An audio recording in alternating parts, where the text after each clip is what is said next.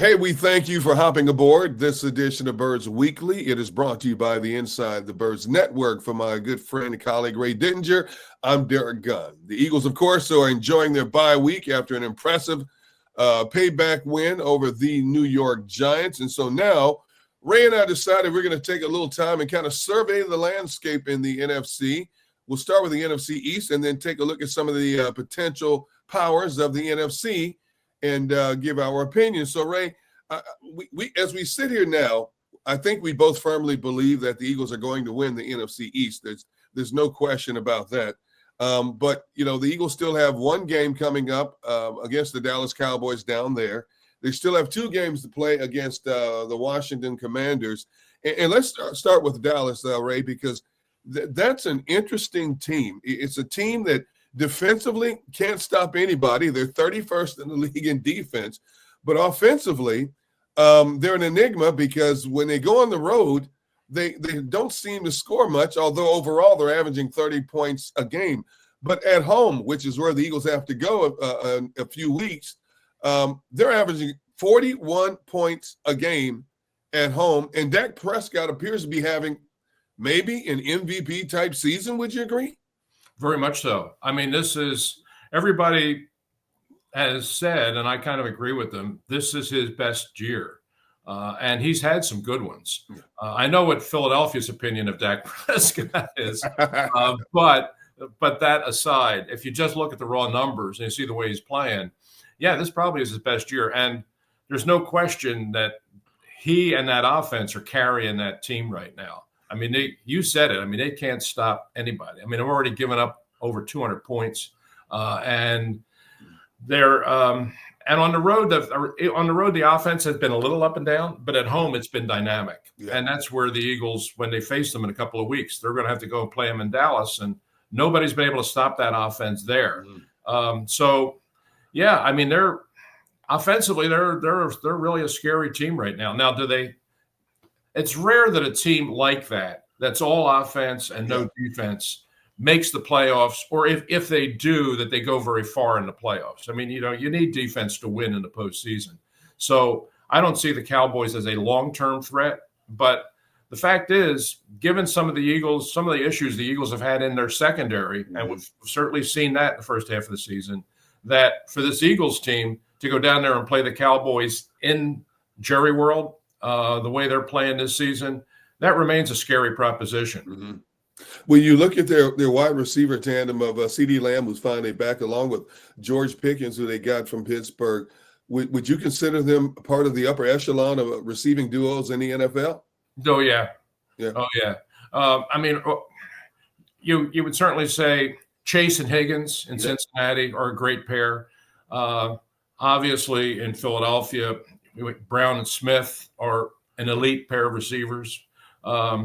But I would put Pickens and Lamb in there too. Mm-hmm. I really didn't know what to expect when Pickens went there. Yep. Because his career to this point has been very up and down. I mean, we've seen him be really good, and then we've seen him be just kind of okay. But he's down there playing for his next contract, obviously, and he's incredibly motivated, and he's. When he is locked in and playing, he's very good. And the pairing of him and Lamb, sort of an inside-outside duo, which is the way they're playing them, they could cause you a lot of problems. And the way Dak's throwing the ball, I mean, they're lighting it up. The only trouble is when the other team gets the ball, they're lighting it up too. Yeah. As we move on, I look at this Washington team, Ray, and I honestly thought Washington would be neck and neck with the Birds to the finish line, considering they got all the way to the NFC Championship game last year. And, of course, their young quarterback, Jaden Daniels, had a phenomenal year for a rookie. But right now they sit at 3-5. They're coming off of this disappointing loss on Monday night to the Kansas City Chiefs. Jaden Daniels has been down with injuries. Terry McLaurin has been in and out with quad issues. He left the game against the Chiefs with the quad issue again. I can't figure this team out, Ray. Defensively, they have pretty good personnel, but they've been inconsistent, to say the least. And offensively, Marcus Mariota, while he's shown some moments of brilliance as a backup, there's a reason why he's a habitual backup because he's not the quarterback everybody thought he would be long-term in the NFL. Where do you see this team going from here based on what we've seen so far? I don't see them as a playoff team. Yeah. You know, they just have too many holes right now. And the biggest factor has been Daniels' health. I mean, he's been hurt most of this year. And, you know, that team of last year that went to the championship game with the Eagles, it really started with Jaden Daniels. You know, I mean, he's the guy that made the difference on that team, I felt. And, I mean, he was pulling games out of the fire week after week after week and played great as a rookie. He really did. But this year he hasn't really been healthy hardly any time this season, and that's really bogged him down. And the other part of it is, and you sort of mentioned it, is their defense hasn't been nearly good enough to bail them out. You know, I mean, their defense right now ranks 27th in the league. So if you got an offense where you're missing your star quarterback and your defense can't stop anybody, which is kind of where the Washington Commanders are right now, that's not a winning combination. Now, I know looking down the road, you know, the Eagles are going to have to play them twice in the final month. And so who knows? I mean, maybe by then Daniels will be back healthy. You know, Dan Quinn will have figured something out on defense and they might be playing better football. But right now, and especially coming off the game that we saw in Kansas City, they don't look like a playoff team to me. Well, we know what the Giants are. We recently saw them. They're sitting at 2-6. I do believe that their future is bright. When you think about Jackson Dart, Cam Scatterboo, unfortunately, he's lost for the season now with a dislocated ankle. Malik Neighbors. The Giants are slowly starting to build offensively. Now, defensively, they still have a ways to go. They're pretty good in the trenches, but their back seven, and I'm not including Brian Burns because I love the way he plays the game, and he's currently one of the leaders in sacks in the National Football League, but they've got to rebuild the back end of that defense. But I do believe as we continue down this road of 2025, this is a Giants team that could be what we call one of those teams that upset the apple cart, so to speak, in terms of hurting some teams' chances of getting to the playoffs. They're a scrappy team. They're going to fight. They don't have the overall weapons and necessary personnel to be a winner right now, but they do have some key components to keep an eye on for the rest of this season and in the foreseeable future. Yeah, I think they're starting to. I mean, they've got some, and you said it, pieces right now. Yeah. And we haven't been able to say that about the Giants now for a few years, but I think they do now. And they definitely, my feeling, they definitely have a quarterback they can win with. You know, I think Dart is the real thing. If they can put a team around him soon enough, they might have something there. But right now, man, they're 2-6, Derek. And you look at their schedule, like the next 5 games, just brutal.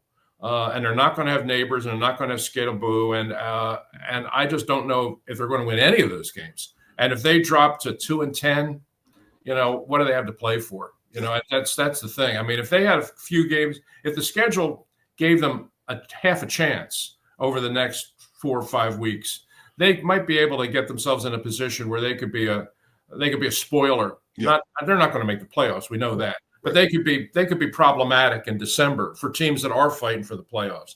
But this next stretch of games, I think, just might finish them off, unless this kid Dart has so energized this team that even if they're, say, 2-9 or 3-10 or whatever, that he can get them up every week to play really well in one of these games. But right now, you know, I think the big question that exists with the Giants right now is, what's John Mara going to do moving forward? You know, what is he going to do with his general manager and his coach? I mean, you look at their record. I mean, 3-14 last year. They may well be 3-14 this year. You know, can you bring them back? The counter argument is, you know, the general manager, Joe Shane, you look at what he's done now with drafting Neighbors, with drafting Dart, with drafting the running back. I mean, he's going to make a case that we've brought in some pretty decent players in the last couple of years. I know what we were, and we haven't. The record doesn't reflect it, but I think we've put together something that might, with a little time, we can start to win some games. If you're the owner, is that good enough? That okay, coach, you drafted Dart, but can I really live with the win-loss ledger? I don't know. That's the question that they're going to have to answer. But, Brian Dable, he really was the guy. Most people credit him with the guy who really made the difference in Josh Allen. Yeah. Josh Allen was an all over the map kind of gunslinger at Wyoming, barely completed 50% of his passes. And Dable turned him into one of the best quarterbacks in the NFL. And Allen will tell you that it was largely due to Brian Dable's coaching. Mm-hmm. They really feel like they have a talent at the quarterback position now. Do they keep Brian Dable to develop that quarterback? Or do they say, look at the record and say, I'm sorry, we just can't do that? Those are all issues the Giants are going to have to deal with. But as far as the postseason this year, no, I think that ship has already sailed. Hey, Philly fans, game day is stressful enough. Parking, traffic, long lines. We've all been there. But when it comes to your cannabis, Camden Apothecary makes it easy. This is the dispensary for sports fans, just minutes outside of Philly with plenty of free parking. You'll be in and out fast, no hassle, no waiting. And they don't just care about convenience. Camden Apothecary is all about the guest experience. Their staff makes sure you feel taken care of every time you walk in. Plus, they carry only the best quality cannabis at the fairest prices. So whether you're stocking up for the tailgate, the watch party, or celebrating a big win, you're getting the good stuff without overpaying. They even show love to the community with specials for fans, students, service members, and healthcare pros. Camden Apothecary, top quality cannabis, great prices, and an experience made for Philly fans 21 and up. All right, Ray, let's take a quick scan around the NFC and look at some teams that could be a direct threat to the Philadelphia Eagles' quest to get back to a Super Bowl. And I have to start with this Detroit team. They have the number 8th ranked offense. They're averaging almost 31 points a game. Their defense is pretty good as well. They're 3-0 at home right now. Jared Goff is completing 75% of his passes. I think arguably they have the best 1-2 running back combination in Jahmyr Gibbs and David Montgomery. When I look at their offense, Ray, the first thing that comes to mind is lethal. The second thing that comes to mind is very creative. Yes, it is. They're really good. And the other part of that offense that just jumps out at you when you watch them play, their offensive line is really good. Mm-hmm. Their offensive line is really good. And it's all working together. It really is. At the start of this year, there's a lot of questions about how was this offense going to function without the offensive coordinator. Ben Johnson left to go to the Bears. And there was a question of how much of a step back is this offense going to take without the offensive coordinator? A lot of the same questions we're asking here in Philadelphia. Yeah. But they have shown that they're having no problem moving the football. And on the other side of it, their defense is really good. Their defense against the run is top 5. If they got off to the start of this year, everybody wondered, you lost both coordinators. You lost Johnson and you lost Aaron Glenn, the defensive coordinator. And there was a lot of question about, well, now I guess we'll see how good a coach Dan Campbell is. Well, if you're watching that team right now, they're playing really good football. Mm-hmm. And they're a threat. They're absolutely a threat. And, I thought, and listen, it's not taking anything away from what the Eagles accomplished last year. Right. I felt they were the best team in football, and they certainly proved it.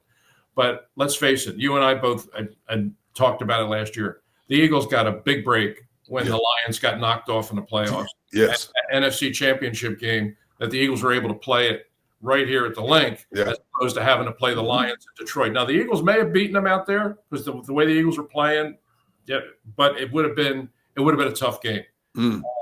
And the Lions have carried that over into this year. And, if you were to say who's the biggest threat to the Eagles right now in the NFC, I would probably say the Lions. And we'll get to see the Lions come to Philadelphia in just a couple of weeks.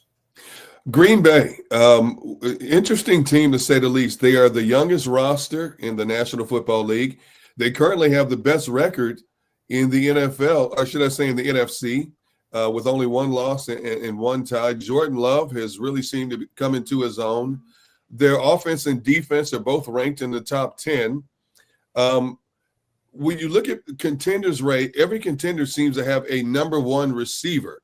But when you look at Green Bay, they have 3 or 4 number 1 receivers, and their tight end Tucker Kraft is having a phenomenal year. Has Green Bay grown enough to where you perceive them as a legitimate threat in the NFC, even though we still have a lot of football to play? Yeah, I do. I do. I think they're really good, and love is the key. And to me, he just looks.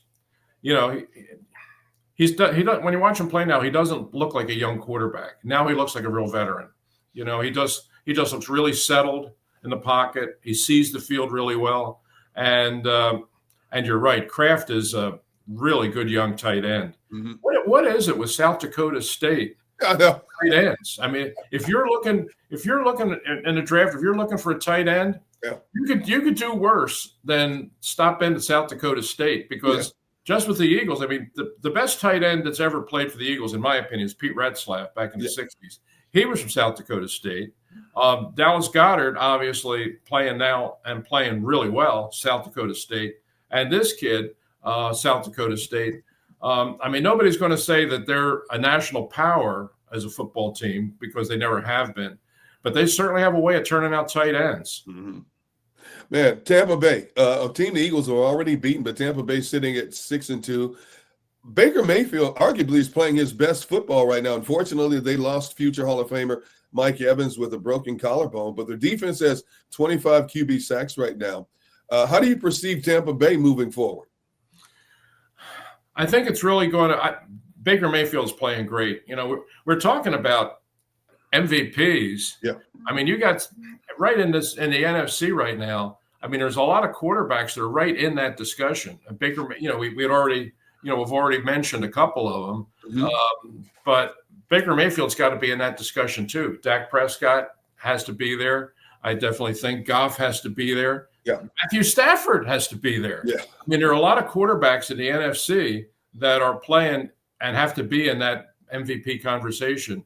And Baker Mayfield's certainly one of them. Maybe even more so than the other guys in the sense that you get the feeling that he's really carrying this offense. Mm-hmm. And, you know, I think the injury to Mike Evans has hurt, but that division is so weak right now that I don't see anybody overtaking them in the South.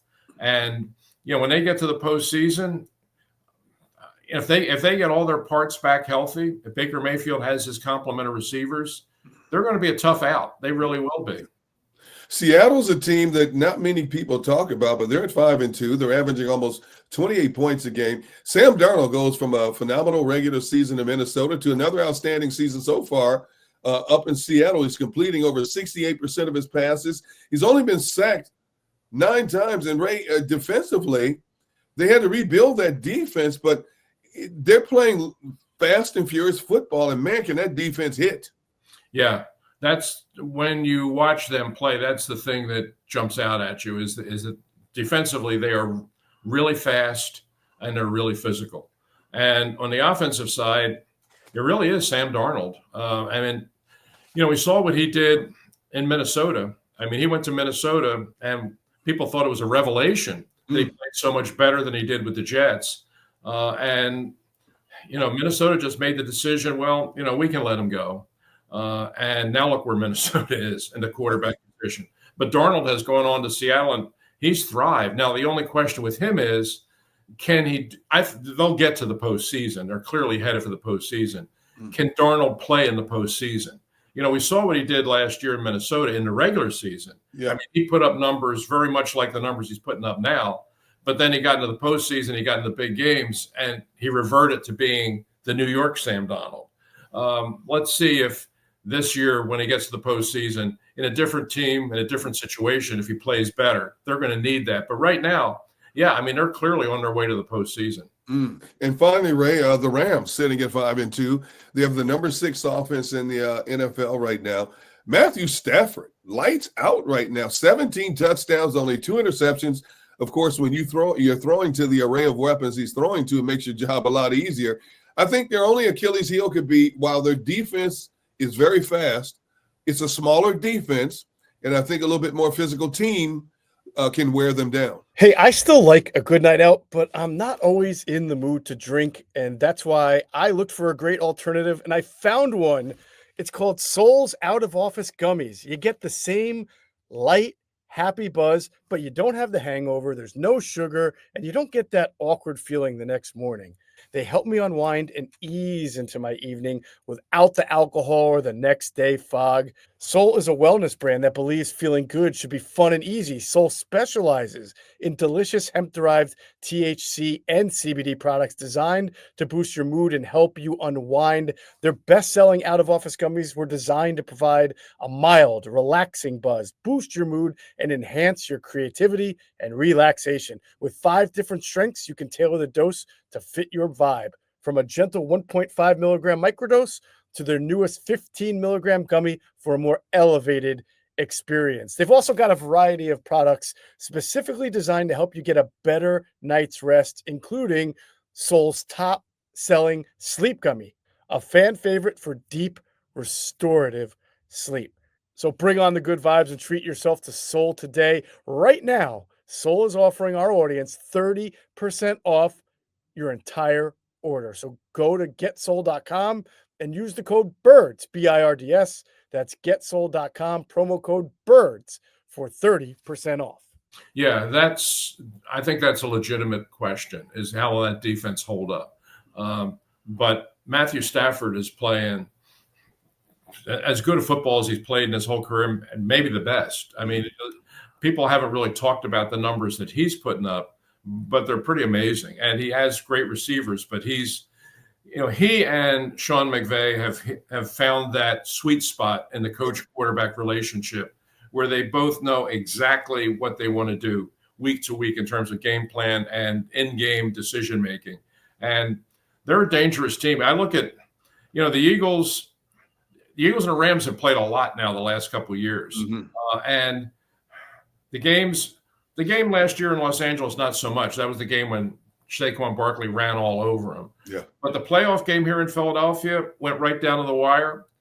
The game that they played earlier this season, it comes down to a blocked field goal to save that one. The Eagles and the Rams, it wouldn't be a huge shock to me if they wound up. In fact, it'd probably be a shock to me if they did meet it somewhere in the playoffs. And I think it's going to be a flip of a coin kind of game because I think these two teams are really close. You know what?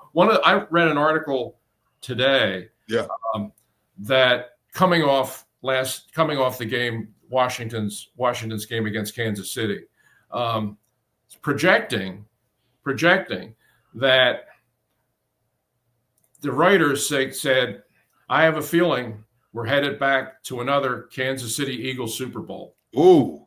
Now, this was Nate Davis, the guy who writes pro football and has been writing pro football for years for USA Today.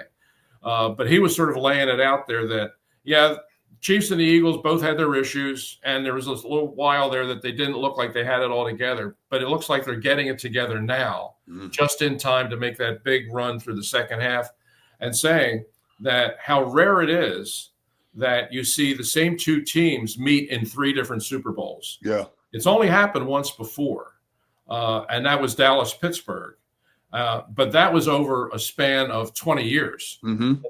This would be 3 times that these teams would have played in the Super Bowl in 7 years? 7 years, yeah. So, I'm not prepared to write that one on the board just yet as the matchup, but over the last couple of days, you got to start thinking about it. And if it happens, it would be pretty much pro football history because other than one other occasion, we've never seen it before.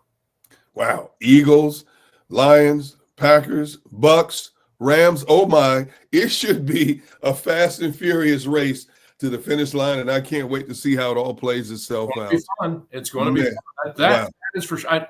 It'd be hard to project exactly who's going to come out on the other end. Yeah, but I know it's going to be fun to watch getting there. Yep, I agree with you 100%. For Ray Didinger, I'm Derrick Gunn. This has been Birds Weekly. We'll talk to you next time.